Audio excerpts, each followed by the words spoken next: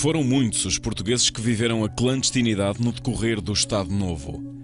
Neste documentário vamos conhecer 3 dos 10 que protagonizaram no Forte Cadeia de Peniche, a 3 de janeiro de 1960, uma das mais marcantes fugas ao regime de Salazar. Esses homens são Jaime Serra, Carlos Costa e Joaquim Gomes, que juntamente com Álvaro Cunhal e outros ativistas do PCP protagonizaram um momento que foi considerado como um dos primeiros passos para a revolução que mais tarde aconteceria em abril de 74. Conheçamos então a clandestinidade. Pela voz de Jaime Serra, foram 27 anos nesta condição. A clandestinidade não quer dizer que esteja escondido, metido num buraco, não é? A clandestinidade é o corte com a família, o corte com os amigos, o corte com distrações, cinema, etc. Né? Ter o corte com a vida pública, não é? Praticamente, não é? E a vida familiar. Não é? Ora, como era então a vida clandestina? A casa clandestina tinha ter uma aparência legal, normal, não é?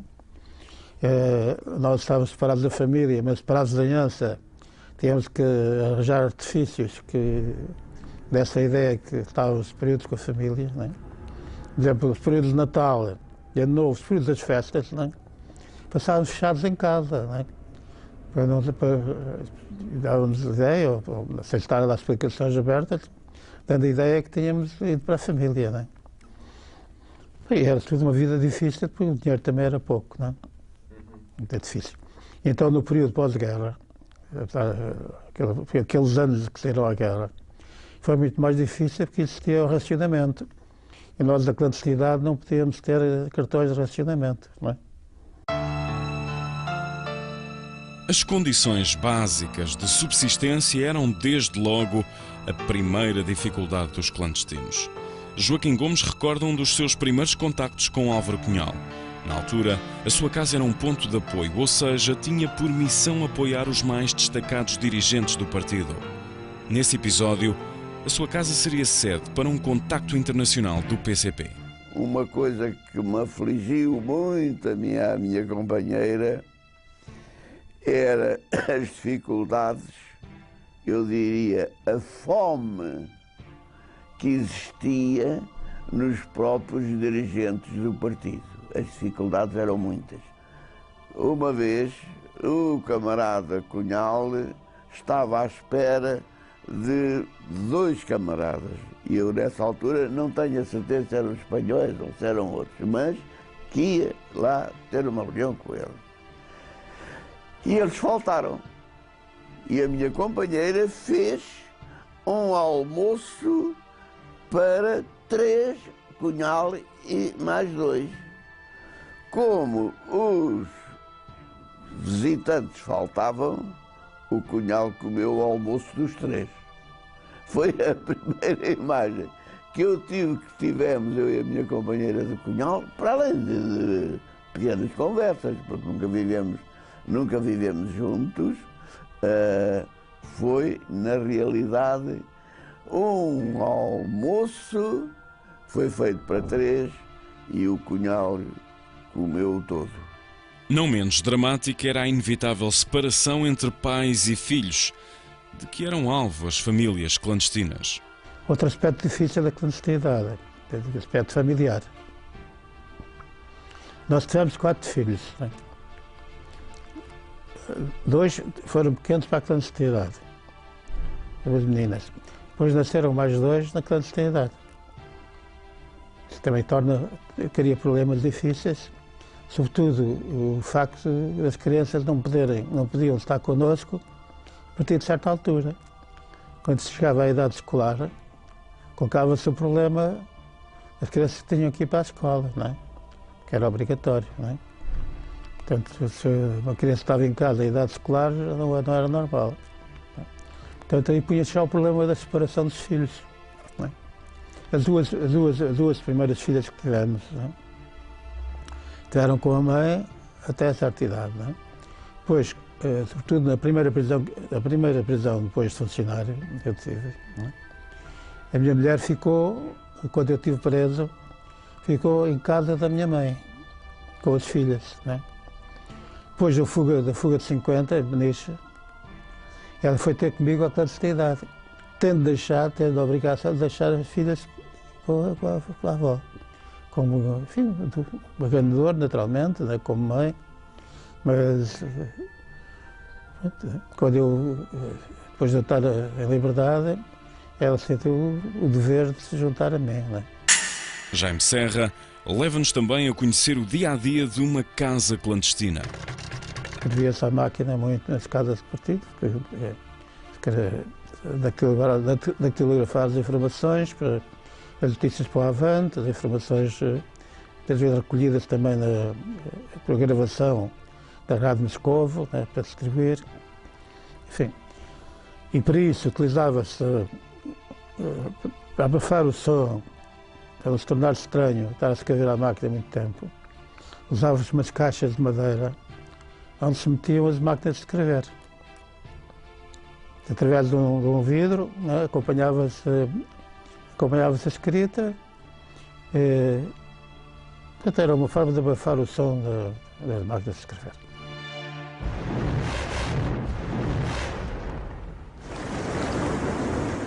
Jaime Serra, Joaquim Gomes e Carlos Costa cumpriam pena em Peniche, juntamente com outros presos políticos, entre os quais Álvaro Cunhal, quando decidem tentar a fuga de 1960.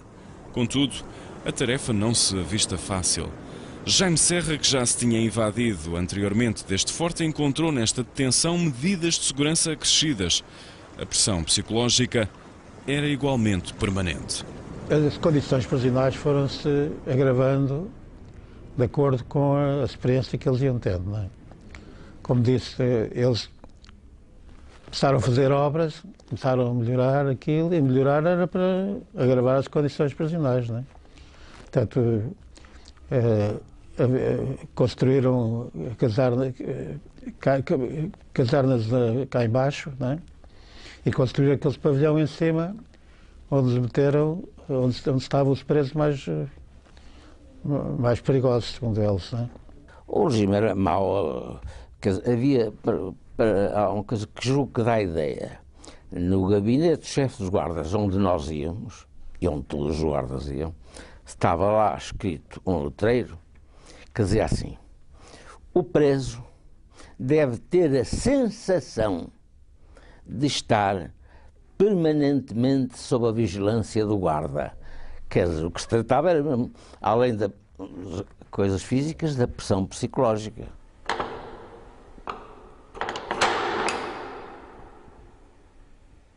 Ainda assim, os detidos conseguiam gerar os seus mecanismos de defesa. É claro que eles eram pouco, às vezes, não tinham estado dentro. De maneira como no corredor tinham, por exemplo, as luzes acesas, sobre a noite, quando o guarda ia espreitar pelo olhinho do diabo, chama-se aquele olhinho, a gente topava, porque os pés dele faziam sombra. Olha lá, está o gajo a espreitar-me. Há em Peniche um espaço que ainda hoje é a memória mais marcante dos detidos de então. O segredo era o castigo mais temido. Nesse segredo, o que havia também era apenas uma pedra, não era já uma cama de madeira, uma pedra para a gente dormir. Agora aquilo tiraram isso tudo, não sei porquê. E ouvia-se perfeitamente aquilo, furnas. Ouvia-se, quando o mar estava bravo, ouvia-se penedos que entravam nas furnas a chocar. E o que lá havia apenas era um balde onde nós tínhamos de fazer as nossas necessidades. Levavam-nos, creio que era uma vez por dia, ou coisa assim, a comida. Se não se estivesse, a pão e água, porque muitas vezes o castigo era acompanhado de corte da comida. Ora, e perante tantas dificuldades, como era possível física e psicologicamente superar o cativeiro? A questão fundamental que eu acho, não é a resistência moral, são as convicções da pessoa, não é a resistência física. É claro que a maior parte daqueles que falavam na polícia, nós considerávamos isso uma traição, mesmo que se compreendesse que, enfim, eles não queriam, foram forçados. Alguns, outros, aqueles que se passavam mesmo para a polícia, nós a esses não dizíamos que se portaram mal, não eram apenas expulsos, nós chamávamos rachados. Tinha dois métodos, a tortura, as falas mansas, convencimento, etc. Da primeira, da prisão de 49 ainda me levaram as filhas, uma filha ao colo, ao pé de mim, quando estava a estátua, né? Coitadinha, da menina, sozinha, não sei o quê. Eu recusei-me a ceder a tais expressões. Né? Bem, nas prisões seguintes já nem sequer tentava nada. Né? Nem sequer me identificava. Apesar de eu saber que eles sabiam quem eu era, né? Recusava-me a identificar, recusava-me a reconhecer a legalidade da polícia. Né? Portanto, recusava-me a identificar. Impõe-se outra pergunta. Como se esperam, por exemplo, vários dias na posição de estátua? Esse limite é muito, digamos, imposto pelo próprio preso. Não é? Se mostra energia e decisão na posição que toma, é claro, eles não têm interesse em continuar a torturar se há convicção que por aí, por esse caminho, não chegam lá. Não é?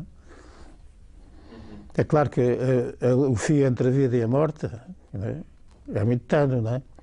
É por isso eles mataram camaradas nas prisões, exatamente por insistirem, por pensarem que por aí e tal, ainda conseguiram, mais uma tortura, mais olha aquilo.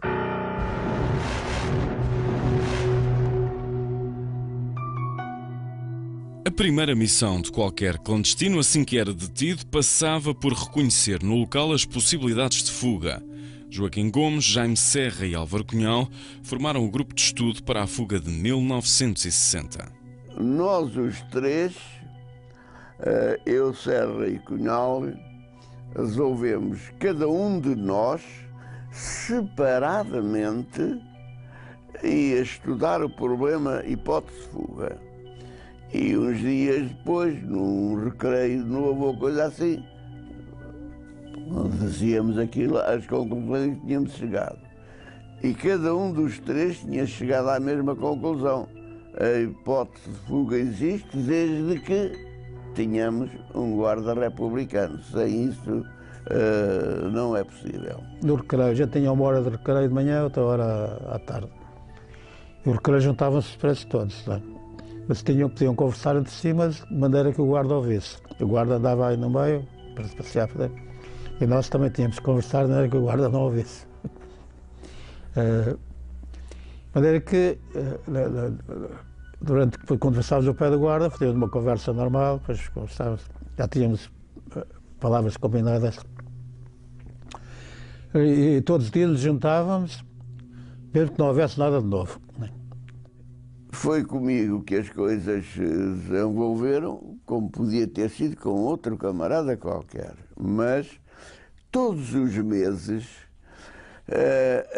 havia uma companhia da GNR que ia a Peniche fazer, durante um mês, o trabalho de vigilância externa, porque a GNR não tinha nenhuma autoridade dentro da cadeia. Para isso eram os guardas prisionais. Só podia fazer e tinha os seus postos concretos em Peniche, onde faziam o seu trabalho. Ora bem, e todos os meses, quando mudava uma companhia, era substituída por outra que ia fazer o mesmo serviço, punham-nos no recreio e os guardas republicanos passavam para nos ver a cara. Eles viam-nos a nós víamos a eles. E, em geral, até por obrigação, os GNRs passavam com uma cara dura. Não faziam um mínimo gesto que não fosse de dureza quando nos acontecia essa visita. É nessa altura em que a mim me pareceu que havia o olhar de um GNR que era menos duro, menos violento que os outros. José Jorge Alves era um guarda que evidenciava sinais de insatisfação com o regime. Ele era um homem antifascista, sem dúvida. E uma vez passou pela cela, encostou-se mais que o que lhe era permitido às grades da cela do Joaquim Gomes. E disse: eu podia ter morto, se eu sabia que tinha morto o Salazar. Contou aqueles desfiles que eles faziam no Terreiro de Passos. Eu tinha balas autênticas. Não. Bom, isto significava que ele era contra o regime.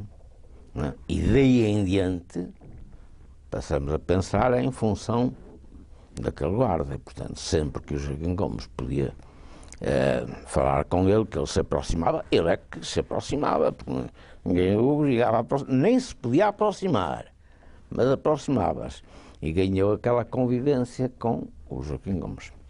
Nós estávamos completamente proibidos de dirigir a palavra a um guarda no exterior, como eles estavam proibidos de dirigir a palavra a um preso.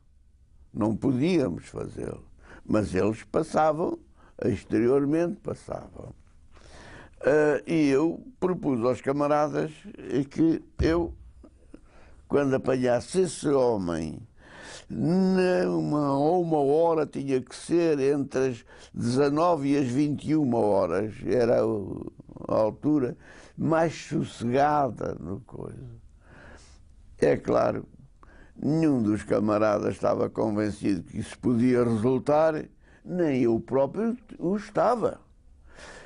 Com o agravante de que, dirigindo a palavra a um GNR, e se ele quisesse e fosse mau, comunicava lá aos chefes de guardas, eu ia para o segredo umas semanas, não é?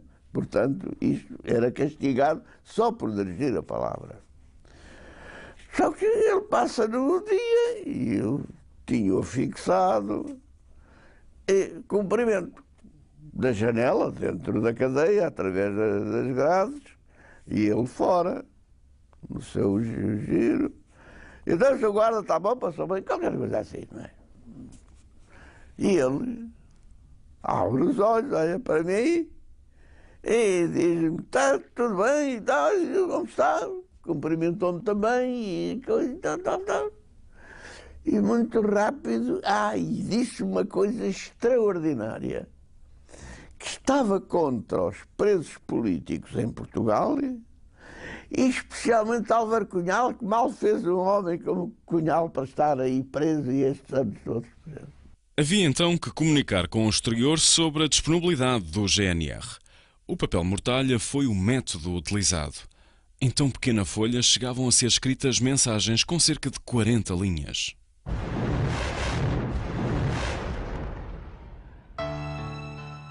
Natural de Forcalhos, José Jorge Alves residia na época em Santarém. Descontente com a sua progressão na carreira militar, foi gerando insatisfação face ao regime de Salazar.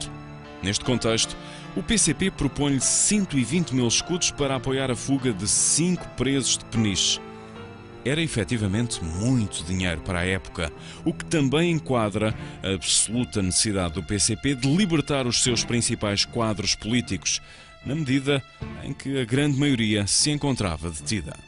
Era bastante dinheiro, sem dúvida nenhuma, não é? Isto era um pouco, digamos, ele com isto vai perder a reforma, mas nós dávamos-lhe uma importância para que ele não ficasse, ele e a família ficassem assim desarmados, não é?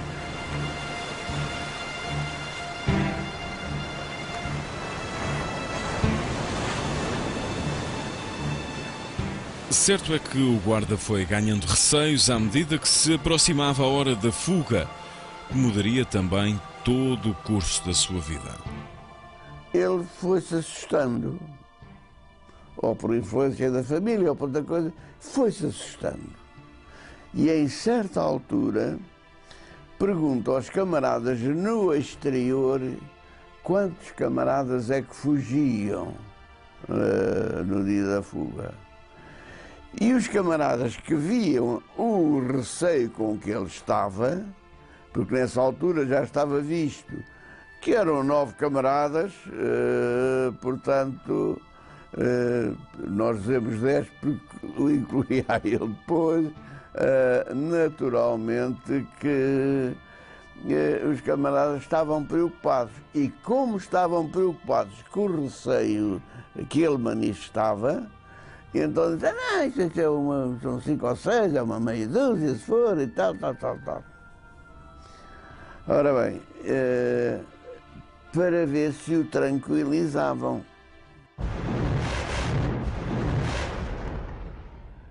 O plano de fuga determinava que esta tinha que acontecer ao fim do dia. Em simultâneo, José Jorge Alves teria que estar de serviço junto à porta pelos quais os fugitivos abandonariam o pavilhão de detenção. A operação, inicialmente marcada para 10 de janeiro de 1960, seria antecipada uma semana, para o dia 3 de janeiro. Em causa, o mapa de escalas de serviço do guarda Alves. Passou de 10 para o dia 3, mas diz-nos aquilo, creio que com um dia de antecedência, não é? E nós ficámos à rasca, creio que só um ou dois camaradas, a quem tivemos que comunicar da fuga, é que esteve em desacordo que a fuga se fizesse perante esta situação. O primeiro sinal para a fuga é dado a partir do exterior. Cerca das 19 horas, para em frente ao forte um carro com o porta-bagagens aberto. Era o sinal que do exterior tudo estava a postos para receber os fugitivos. O sinal é dado pelo ator já falecido Rogério Paulo, que não conhecia o objetivo da sua missão. Era assim a lei da clandestinidade. Uma regra fundamental da clandestinidade é cada um sabe o que precisa para a execução das suas tarefas. Não é? Isso não quer dizer que não fale, que não diga as suas opiniões livremente. Mas quanto às coisas precisas, às tarefas precisas, cada um, em princípio, é claro que isto é violado, muitas vezes, mas o princípio é esse.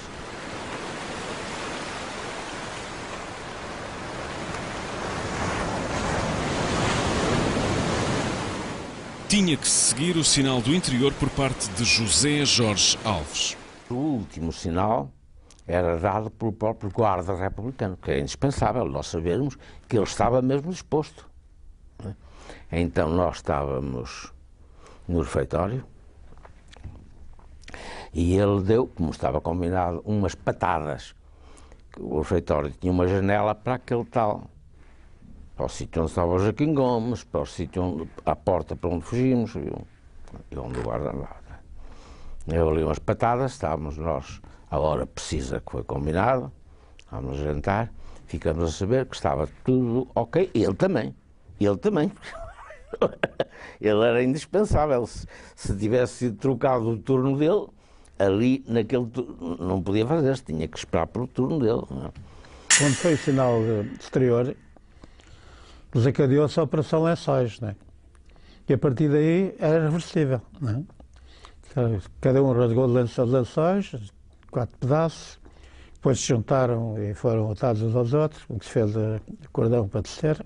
Em simultâneo, também no interior do pavilhão, havia que imobilizar e prender numa cela o guarda prisional. Comecei a falar com ele de futebol, ele gostava naturalmente daquilo e tal, e fui, quando acabamos de comer, eu fui arrastando a conversa com ele até esse sítio, que era muito próximo do refeitório, onde nós lavávamos a louça. E ali mantive à porta a falar com ele. Bom, nós tínhamos aprendido um golpe que nos tinham, quer dizer, de fora, disseram-nos como dar um golpe sem ferir, sem que o guarda sofresse consequências, não é? Mandaram-nos também clorofórmio e uma coisinha própria das operações, que se põe na língua, que se põe no lábio, na língua, para a língua não sufocar. Portanto, ali naquele sítio, o Guilherme da Costa Carvalho, que era um homem muito mais alto que eu, com uma toalha torcida, tac, dá o golpe aqui assim na garganta, a pessoa perde os sentidos de imediato. Mas ele caiu, mas ganhou logo os sentidos. Não é que é por isso que ele jogou que eu lhe bati, eu não bati nada. Mas ele começou logo a gritar. Não é que eu disse, filho da puta, isso, ou te calas ou te mato. Claro, não é nada. Mas ele calou-se completamente. A partir deste momento entrava em ação o guarda José Jorge Alves, que encobriria cada um dos fugitivos debaixo do seu capote. Um a um, os prisioneiros saíam da ala de alta segurança de Peniche e dirigiam-se para o exterior, sendo posteriormente obrigados a saltar as muralhas que os separavam da liberdade.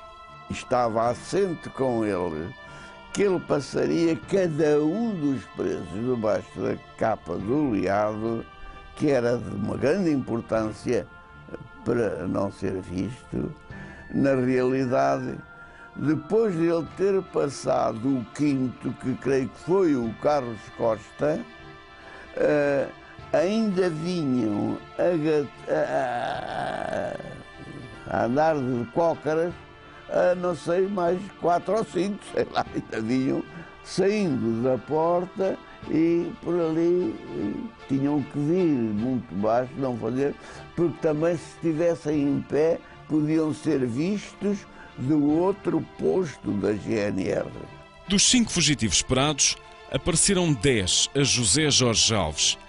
É nesta altura que o guarda provoca o pânico em plena fuga. Resolveu fugir, acabar com aquilo. E caiu-nos o período mais difícil, mais amargo que aconteceu na fuga. Digamos, perdeu o domínio sobre si, quer dizer, é uma situação para ele naturalmente muito difícil, não é? Mas não teve consequências, foi imediatamente. Quer dizer, ele quis fugir por si, ora isso era impossível, ou muitíssimo mais difícil, e afastou-se, mas que foi logo agarrado, levado para um carro e como os outros.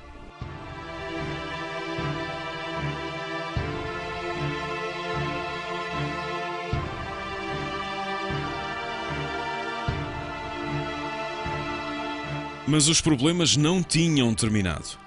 No salto da última muralha, registra-se o sofrimento de Guilherme da Costa Carvalho. O Guilherme da Costa Carvalho deve ter, não segurou bem, caiu embaixo, bateu com a cabeça numa pedra, aquilo era tudo de pedregulho, e ele todo a secar a sangue, estava enfim na situação. E eu e o Carlos Costa, eu já estava a saltar o muro para fora da fortaleza e o Carlos Costa é que foi lavar, mas eu voltei atrás para ir ajudar o camarada, porque realmente era uma coisa tramada. E estávamos a ajudar o Guilherme para ele sair, quando começamos a ouvir as cardas das botas do coiso e nós estávamos vistos, só podíamos descer com calçado de borracha para não fazer barulho nenhum. Ora bem, e o guarda passa perto de nós, vem por ali com as cardas, a coisa, vem e a gritar: fui traído, fui traído, fui traído.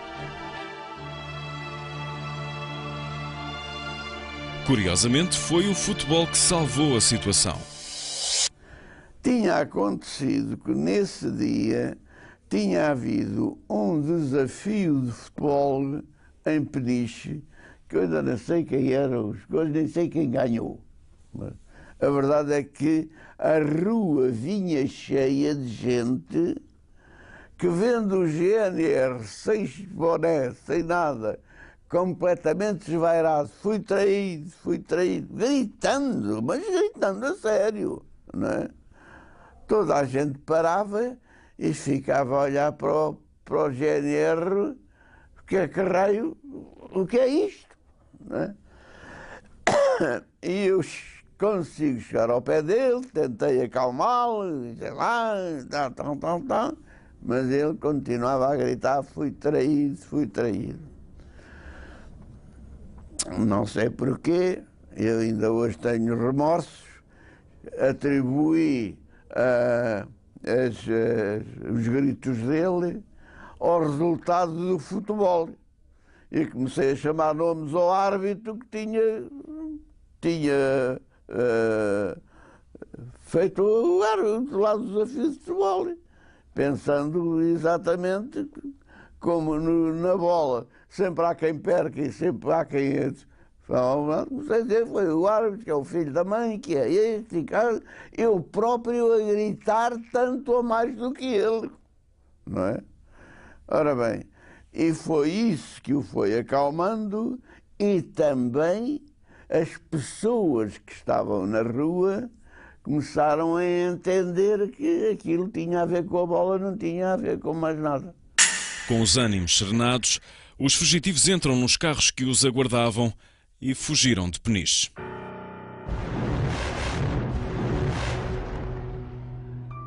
A liberdade dos 10 ativistas do PCP foi também o princípio do fim de José Jorge Alves. O exílio na Roménia iria levá-lo ao suicídio em apenas 2 anos. Igualmente perseguida, a sua família veria também todo o dinheiro proveniente da fuga confiscado pela PIDE. Só após o 25 de Abril é que a família voltaria a estar na posse da verba acordada. São evidentes as dificuldades de adaptação de José Jorge Alves à condição de exilado. Pois, mas aquilo também era o problema das coisas que ele queria, especialmente álcool. Porque inicialmente ele tinha dinheiro, mas... O dinheiro foi-lhe apreendido pela PIDE, não é? Que... O dinheiro foi-lhe apreendido pela PIDE, não é? Sim. Ele só volta a receber o dinheiro depois de 74, depois do... Nós sempre acompanhámos, para pagar despesas dele, sempre acompanhámos e fomos... Porquê é que o senhor acha que ele se suicidou? Estava da família, estava fora do país, não sei, não sou capaz de dizer. Agora, julgo que aquilo que ele fez e algumas coisas que praticou não era o homem tão seguro como inicialmente. Portanto, havia ali alguns equilíbrios. Eu posso dizer, não é que... Eu tive uma semana com ele, como já vos disse, e praticamente era quase, não era totalmente, um garrafão de vinho de 5 litros num dia desaparecia. A família dele depois voltou a contatar o partido? Sim, tivemos contato com eles e havia pessoas de família, não é que tenham entrado no partido ou alguma coisa assim, mas que concordavam com a forma como nós tínhamos cumprido tudo o que tínhamos assento com ele, tínhamos de facto cumprido, de modo a que não pudesse ficar pena. Agora, ele é que realmente... Pronto, esse problema da fuga e do fui traído já era uma coisa que na verdade mostra que há alguma coisa ali não... O senhor sente que o partido fez tudo o que podia ter feito por ele? Nós podíamos ter feito com ele. Está de acordo com o que tínhamos combinado com ele. E o que tínhamos combinado com ele era defendê-lo portanto, e até já estava visto que ele tinha que ir para o estrangeiro, não podia cá ficar, não é? E tudo isso cumprimos totalmente aquilo que tinha, os compromissos que tínhamos com ele, cumprimos inteiramente. Segundo os seus dirigentes, o PCP fez tudo o que podia por José Jorge Alves. Eu gosto de falar pela filha de agora, recentemente. Agora, houve um jornal que pediu uma entrevista à filha, que está em Paris. E ela disse que o pai se degradou, se tornou alcoólico, e portanto que depois se suicidou, coisa assim, não é? Portanto, o exílio dele para a Roménia não... Foi para ofender. Exato, mas o senhor não acha que isso tenha nada a ver com o facto dele depois suicidar-se e com... Não tem. E que também não tem a ver com o facto de ele se tornar mais alcoólico ainda? Foram-lhe dadas todas as condições na Roménia, não é? Ele trabalhou numa fábrica como encarregado de uma secção, vivia como qualquer romeno, portanto, não, quer dizer, o partido cumpriu rigorosamente todas as condições com ele, procurou dar-lhe todo o apoio psicológico, tudo. Agora, sabe que o alcoolismo é uma coisa terrível, terrível, e que perturba, ou que pode perturbar profundamente as pessoas. E libertar-se disso não é fácil, não é fácil. De maneira que... E sempre esteve definido que ele iria fugir para a Roménia? Isso estava logo determinado? Sim, nos planos iniciais? Ele tinha de ir para um lado onde pusessem por a mão. Para a Roménia, ou para a RDA, ou para a União Soviética, para qualquer sítio onde a polícia portuguesa não chegasse, não é? Porque se fosse para Paris ou coisa assim, podia chegar. Embora, por exemplo, disse que o Álvares esteve em Moscou. O Álvares esteve muito mais tempo em Paris do que esteve em Moscou. Mas estava em Paris clandestinamente, mas o Álvares tinha uma experiência de clandestinidade.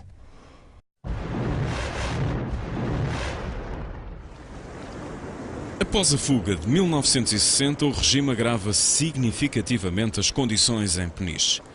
Manuel Pedro, outro preso político, estava detido na altura e recorda como era a vida dentro dos pavilhões. Se vocês olharem para aquele pavilhão de onde foi a fuga, eu falei-vos da situação cá embaixo nessa sala, não é? Mas lá em cima, de onde foi a fuga, se vocês verificarem, aquele pavilhão é feito com as celas, as janelas das celas estão viradas a norte, que é uma coisa horrível. Quem passar ali o inverno é horrível, o frio, pronto. Imagina neste tempo com o nordeste ali a bater, ou a nortada. E a sul tem o sol, mas tem paredes, tem vidros, tem tijolos em vidro, para o sol não entrar. Portanto, de norte tem o frio sempre, não tem sol. De sul, onde podiam ter o sol, não o tem, porque ele não entra lá. Se já eram difíceis, as condições de vida dos detidos pioraram claramente após 1960. As coisas caminham no sentido de levantamentos de rancho, deles cortarem alimentação aos presos, começam a cortar visitas, começam a cortar correspondência, começam a cortar a entrada do jornal. Portanto, e vai-se, digamos, numa onda sempre progressiva, porque eles não cedem e porque os presos têm necessidade de se ver livre daquela situação, porque o parlatório era, objetivamente, uma fonte de castigos, uma fonte de segredo de mais variado tipo, não é? Dizer-se a uma mulher que é estrábica, a senhora não pode estar a olhar para ali, e a senhora dizer, mas o senhor não vê que eu sou estrábico? Pois é, estrábico, mas não pode estar a olhar para ali. Dizer-se a uma criança, o senhor aqui não pode comer porque ele está a chupar um roçado. A tortura era recorrente no Estado Novo. Manuel Pedro recorda algumas das práticas de que eram alvo os presos políticos. A água despejada pela boca, com os joelhos metidos em ripas de 3 faces, e, portanto, os joelhos estão a prenderem para não se poder levantar. Tudo isso, as mulheres no período, e a terem de fazer as necessidades na sala, e a terem de limpar as necessidades com as próprias roupas. Então, isso não foi de cá. Estar na tortura, 18 dias e 18 noites, em que o Gervásio dizia ele ao Manel de nunca mais a tortura do sono. Espancamento, ele tinha sido espancado barbaramente numa outra prisão, ele dizia, epá, chegou aos 18 dias e ele dizia: eu só queria morrer. Ele não queria falar, nem tinha esquemas, só queria morrer. E caiu, inconsciente, foi assim que eles o tiraram de lá. Os espancamentos tornam-se habituais. Nesse período em que estive lá, em 64, estava em curso, portanto, uma luta muito grande, que vinha desde 63, e que culminou com violentos espancamentos no primeiro piso do pavilhão das celas. Preso a preso, cela a cela, portanto, 4, 5 guardas a espancarem, e a GNR no corredor com pistolas metralhadoras apontadas. Manuel Pedro recorda igualmente o momento em que outro detido, Américo de Sousa, é remetido ao segredo. E o Américo de Sousa estava muito doente, estava a perder sangue pelo intestino, e esteve 15 dias no segredo, a pão e água, e a dar-lhe pão e água dia sim, dia não. Eu soube posteriormente, já não estava com ele, porque eles vinham do segredo nessa fase. Durante 2 meses não houve contactos entre os presos, a não ser pela parede, pelas formas mais... Mas deixou de haver, como vos disse, foram retiradas todas as chamadas regalias que o preso tinha. Portanto, não cheguei a falar com ele, soube depois, por companheiros que estiveram com ele depois dele regressar. Eu já não estive, quando houve contactos, e já há uma vida normal na cadeia. Mas é um dos casos de grande violência, não é? Para se ver o nível, sem se falar não se fala do segredo de Caxias, que isso é uma coisa que nem vale a pena. Portanto, a malta fumava continuamente, porque aquilo era num subsolo, onde se ouviam as ratas na retrete, não havia luz, e a umidade era tanta que a malta que ia para lá, que já sabia que era assim, levava um cigarro aceso, acendia um cigarro, e acendia cigarro após cigarro, porque os fósforos, passado 1 hora, já não acendiam. Não é? E quando saíam de lá, só ia lá a guarda para lhe levar o pequeno almoço, o almoço, o jantar, e quando saíam de lá vinham agarrados à guarda porque já não viam. Vinham de uma escuridão de 8, 10, 15 dias ou mais, e entravam a enfrentar a luz do dia, não aguentavam, e era o guarda que os acompanhava. Igualmente permanente era a tortura psicológica. Tínhamos aquilo que se chamava uma sala de convívio. Portanto, eram 4 mesas, nós éramos 14 presos, 14 celas, e o guarda dizia para uma das mesas: faz favor, falem mais alto que eu não ouço o que estão a dizer. E a seguir era capaz de dizer a outra mesa: faz favor de falarem mais baixo porque estão a falar muito alto.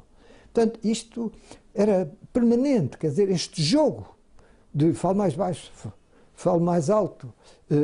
No parlatório era assim, vocês estão a ver o que é um parlatório em que há crianças, há os familiares, e nós estamos ali ao lado uns dos outros. Temos que falar para que o parceiro ao lado não ouça. E temos o guarda com um pé no banco encostado a nós, e está a dizer: fala mais alto que eu não estou a ouvir, lá para fora. E a seguir houve um dizer assim: fala mais baixo, que está a falar para os presos todos, isto aqui não é para falar para os presos todos. Aliás, vocês leram que está lá, há lá uma série de coisas exemplificadas em texto, não estou a querer ir mais longe sobre isso, mas aquilo era um permanente sair dali. É claro que nós, quando tínhamos uma orientação para dar para as famílias e era preciso ser ali, que era urgente, havia um que ia, era escolhido coletivamente e com o seu acordo, chegava lá e dizia em voz alta, apanhava logo as secções todas e as famílias todas. É claro que dali ele já não continuava a visita, nem fazia a visita, ali ia direitinho, ao redondo, não é? Como não podia deixar de ser, não é?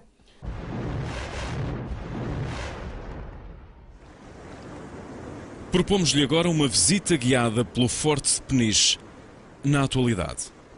A Fortaleza de Peniche teve o início da sua construção no século XVI, em 1558, sendo que o grosso das estruturas que nós podemos ver são estruturas construídas após 1640, após a restauração da independência nacional. A fortaleza de Peniche encabeçava um conjunto de fortificações que defendiam toda uma linha de costa que ia desde a Nazaré até Torres Vedras, sendo que nesta fortificação encontrava-se em permanência um regimento de artilharia e um regimento de infantaria, mais tarde designado de Regimento número 13 de Infantaria, que ainda hoje existe. O Baluarte Redondo foi a primeira estrutura defensiva construída na Península de Peniche, datando de meados do século XVI. Trata-se de uma estrutura que tinha como objetivo a defesa da vila e do porto pescatório, bastante importante à época. Durante o período da prisão política, este espaço foi utilizado como segredo, como espaço de reclusão, onde os presos eram colocados como castigo. Daqui fugiu em 1954 António Dias Lourenço, numa das fugas mais célebres que tiveram lugar neste espaço. Estamos no parlatório, uma estrutura, como o próprio nome indica, era uma estrutura que permitia o contacto dos presos políticos, colocados aqui neste estabelecimento prisional, com os seus familiares e amigos. Trata-se de um espaço que foi construído em 1967, substituindo um outro espaço anterior. Os reclusos aqui no estabelecimento prisional eram recebidos ou recebiam visitas diariamente. Essas visitas tinham a duração habitual de 2 horas, no entanto, em muitas das situações acabava por a visita ter apenas 15 minutos. Sendo que havia uma particularidade, todas as visitas eram monitorizadas por um guarda prisional que estava presente e que ouvia a conversa que era estabelecida entre os familiares e o recluso. Tratando-se de uma fortificação seiscentista, a Fortaleza de Peniche recebeu em vários momentos da sua longa história vários presos, nomeadamente de índole política. Durante as guerras liberais recebeu absolutistas e liberais. Também mais tarde recebeu refugiados boers. Mais tarde ainda, já durante a Primeira Guerra Mundial, acaba por receber prisioneiros alemães e austríacos. E em 1936 é criado neste espaço o chamado Depósito dos Presos de Peniche, que não é mais do que o estabelecimento que vinha reutilizar as estruturas da antiga prisão política e que mais tarde vai dar origem à chamada cadeia do Forte de Peniche, que ao fim e ao cabo é o estabelecimento que hoje conhecemos, com 3 blocos construídos segundo os modelos da arquitetura prisional norte-americana. Bloco A, Bloco B e Bloco C, sendo que o Bloco C era o bloco de alta segurança no qual, ou a partir do qual se deu a célebre fuga de 3 de janeiro de 1960. Em 1984 é criado no Bloco C da antiga prisão política o Museu Municipal de Peniche. Trata-se de um espaço que evoca as memórias ligadas à história e à etnografia local, com destaque para as coleções de pesca e construção naval, arqueologia, renda de bilros, temáticas que estão muito associadas à história do concelho de Peniche.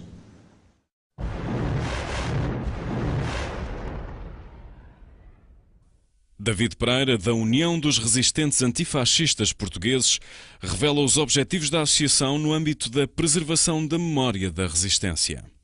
É necessário contribuir para que, de acordo com as novas tendências que na museologia existem para dar essa preservação, também aos futuros visitantes que se dirijam àquele espaço, poder transmitir tudo aquilo que foi a vida prisional naquele espaço, que muitos dos depoimentos dos resistentes antifascistas têm documentado como de uma grande violência e de uma grande brutalidade que era pensada e que era trabalhada pelo próprio regime fascista, com técnicas que tentavam impor o sofrimento e a humilhação e a quebra da própria resistência antifascista, e, portanto, nós consideramos que esse aspecto é fundamental na edificação de um futuro Museu da Resistência e da luta pela liberdade. A tortura era recorrente na ditadura de Salazar. Todavia, o segredo de Peniche assumia contornos ainda mais dramáticos para os presos políticos. Há um conjunto de práticas, de tortura, a tortura do sono, a estátua, no caso das presas do sexo feminino, a questão de não deixar fazer as necessidades, e mesmo no período menstrual. Todo esse conjunto de práticas estão documentados e são comuns às várias prisões fascistas em Portugal naquele período. Mas há ali em Peniche, vamos lá, até um símbolo máximo dessa repressão. E estou-me a referir concretamente ao segredo. O segredo que nós conhecemos hoje quando visitamos a Fortaleza de Peniche não era o segredo para onde eram enviados os presos, muitas vezes por questões apenas que tinham a ver com o humor dos guardas prisionais, do chefe dos guardas ou do próprio diretor. Portanto, quando um preso... há um caso que está documentado, quando um preso se virava para outro e lhe dava os pêsames, os sentimentos, poderia ser enviado para esse segredo. E nós sabemos que o segredo era um local onde não havia sequer um sítio para o preso dormir, não havia sítio para fazer as suas necessidades. Portanto, tinha que ser feito num balde e tinha que ser o próprio preso a esvaziar o local do segredo, um local muito exíguo e ermo, e cá fora poder esvaziar o balde das suas necessidades. E, portanto, esse símbolo máximo de onde António Dias Lourenço fugiu a 17 de dezembro de 1954, eu creio que ali, e nós queremos que ali naquele aspecto concreto da Fortaleza e da prisão de Peniche, é singular nessa prática cotidiana de infligir o máximo de sofrimento àqueles presos políticos e de lhes quebrar e de os quebrar e de os levar à resignação e à destruição da resistência antifascista, que não houve um único dia que isso tivesse acontecido. Portanto, como se diz na canção, houve sempre alguém que resistiu, houve sempre alguém que disse não. E isso aconteceu também dentro da prisão de Peniche. No fundo, aquilo que o nosso projeto e que o protocolo que está firmado com a Câmara Municipal de Peniche procura levar a efeito é exatamente a transmissão desse conhecimento. Por seu lado, o presidente da Associação, Aurélio Santos, revela o trabalho desenvolvido no âmbito da melhoria das condições disponibilizadas aos visitantes do Forte de Peniche. Estamos desde já procurando melhorar as condições dos visitantes do Forte. Note-se que o Forte tem anualmente mais de 40 a 50 mil visitas, o que constitui de facto um património importante para Peniche, e é também nesse aspecto que a Câmara Municipal procura valorizar o Forte e procurando enriquecer e documentar desde já, antes mesmo do desenvolvimento do Museu da Resistência, mais amplamente, tornar mais interessante a visita desses militantes e desses visitantes que anualmente visitam o Forte. É nesse aspecto também que nós estamos trabalhando, e sobre isso creio que o Dr. David Pereira poderá falar mais desenvolvidamente, dos passos que já foram dados e que estão sendo dados atualmente para a concretização desse melhoramento do Museu da Resistência que desde já estamos procurando realizar. A fechar, António José Correia, presidente da Câmara Municipal de Peniche, revela igualmente o compromisso da autarquia com a preservação da memória. Peniche tem também essa outra responsabilidade, ou seja, se tem aqui um património que é um património nacional, a ação que deve desenvolver, ela deve ser também de modo a que essa preservação da memória seja partilhada com todos os escalões etários e particularmente com aqueles que são mais novos, porque nem sempre os manuais retratam da forma como deveriam retratar daquilo que foi este período. Daí que seja dada uma particular atenção também aqui aos espaços, aos conteúdos, e posso dizer que dos milhares de pessoas que vêm aqui, muitos deles são jovens, são crianças e que são trazidos aqui também pelas escolas, na prática pelos educadores que valorizam essa componente da nossa história.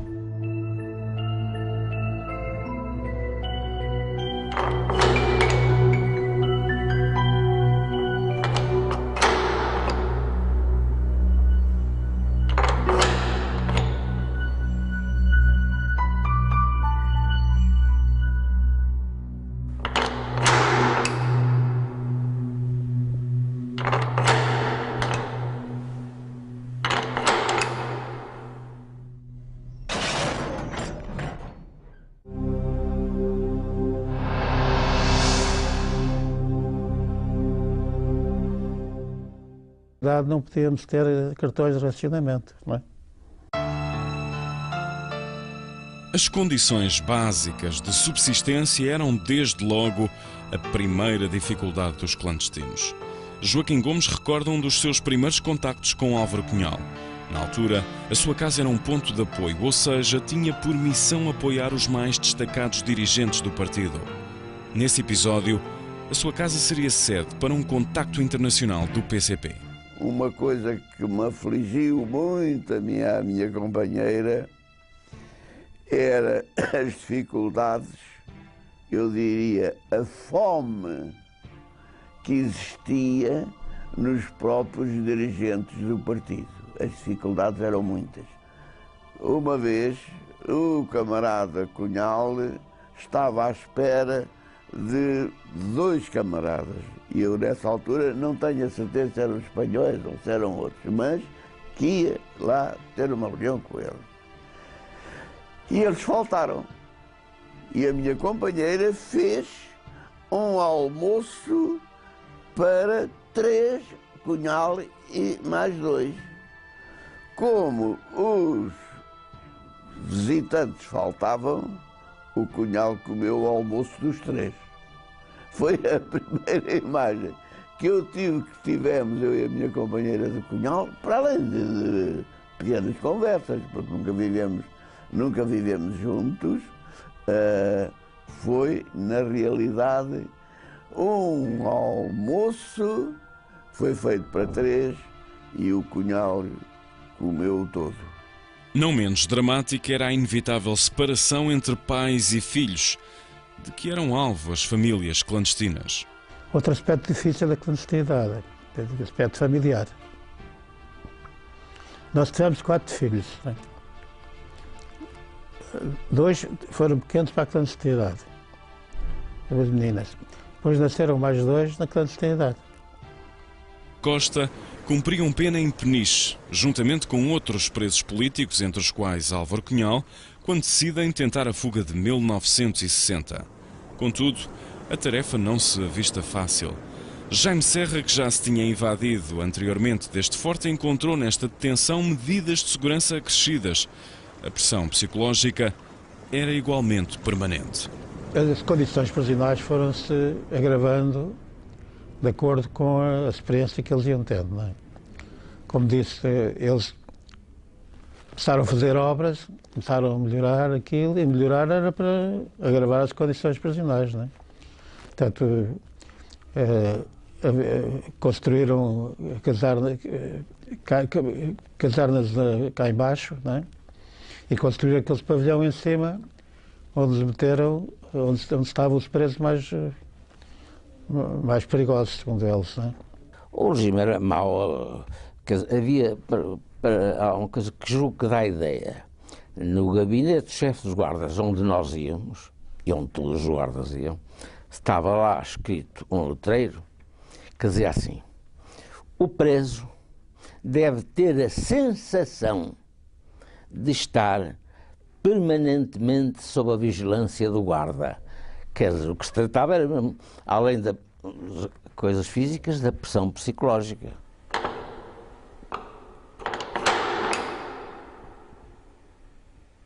Ainda assim, os detidos conseguiam gerar os seus mecanismos de defesa.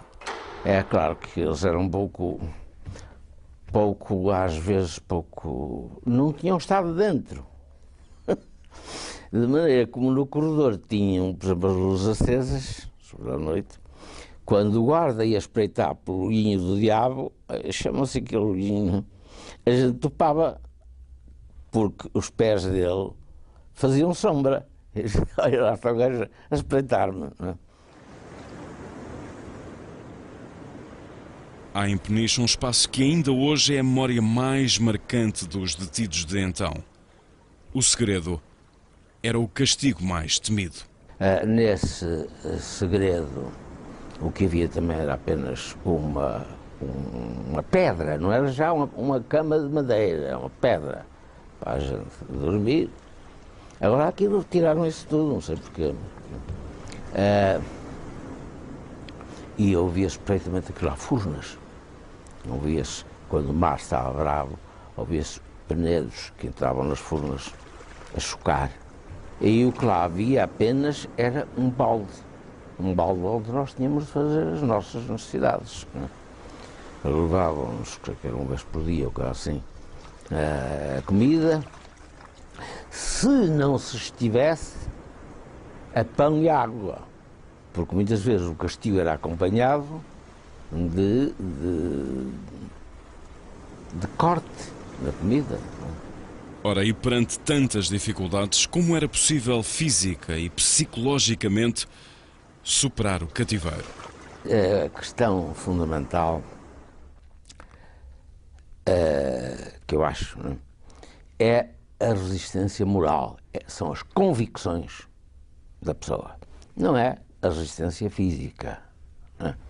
É claro que a maior parte daqueles que falavam na polícia, nós considerávamos isso uma traição, mesmo que se compreendesse que, enfim, eles não queriam, foram forçados. Alguns, outros, aqueles que se passavam mesmo para a polícia, nós a esses não dizíamos que se portaram mal, não eram apenas expulsos, nós chamávamos rachados. Tinha dois métodos, a tortura, as falas mansas, convencimento, etc. Da prisão de 49 ainda me levaram as filhas, uma filha ao colo, ao pé de mim, quando estava a estátua, né? Coitadinha, as meninas, sozinha, não sei o quê. Isso também cria problemas difíceis, sobretudo o facto das crianças não podiam estar connosco a partir de certa altura. Quando se chegava à idade escolar, colocava-se o problema, as crianças tinham que ir para a escola, não é? Que era obrigatório, não é? Portanto, se uma criança estava em casa à idade escolar, não era normal. Não é? Portanto, aí punha-se já o problema da separação dos filhos. Não é? As duas primeiras filhas que tivemos, não é? Tiveram com a mãe até certa idade, não é? Depois, sobretudo na primeira prisão depois de funcionário, que eu tive, não é? A minha mulher ficou, quando eu estive preso, ficou em casa da minha mãe, com as filhas, não é? Depois da fuga de 50, em Peniche, ela foi ter comigo à clandestinidade, tendo a obrigação de deixar as filhas com a avó. Como, enfim, uma grande dor, naturalmente, né, como mãe, mas depois de eu estar em liberdade, ela sentiu o dever de se juntar a mim. Né? Jaime Serra leva-nos também a conhecer o dia-a-dia de uma casa clandestina. Escrevia-se à máquina muito nas casas de partido, datilografar as informações, as notícias para o Avante, as informações, às vezes recolhidas também por gravação da Rádio Moscovo, né, para escrever.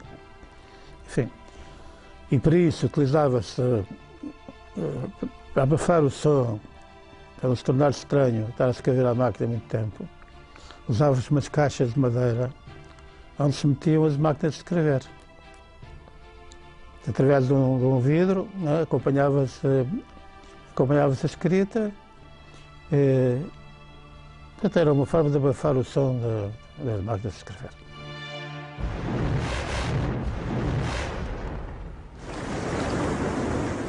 Jaime Serra, Joaquim Gomes e Carlos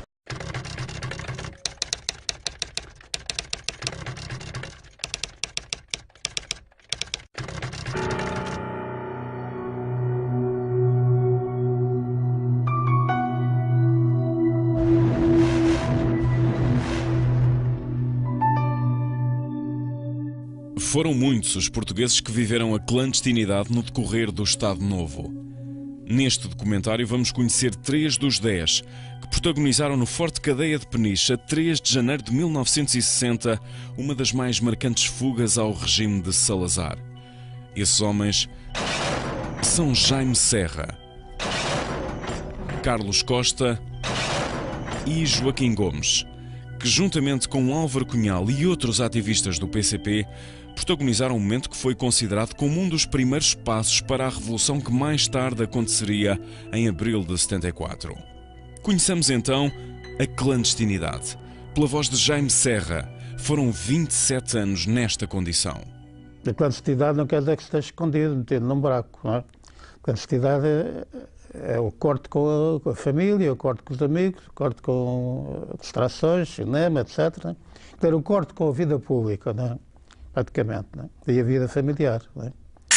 Ora, como era então a vida clandestina? A casa clandestina tinha ter uma aparência legal, normal, não é?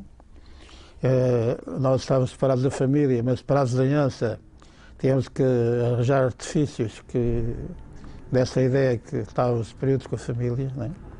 Por exemplo, os períodos de Natal e Ano Novo, os períodos das festas, não é? Passávamos fechados em casa, não é? Dávamos ideia, sem estar a dar explicações abertas, dando a ideia que tínhamos ido para a família, não é? E era tudo uma vida difícil, porque o dinheiro também era pouco, não é? Muito difícil. Então, no período pós-guerra, aqueles anos que saíram à guerra, foi muito mais difícil porque existia o racionamento. E nós, da clandestinidade,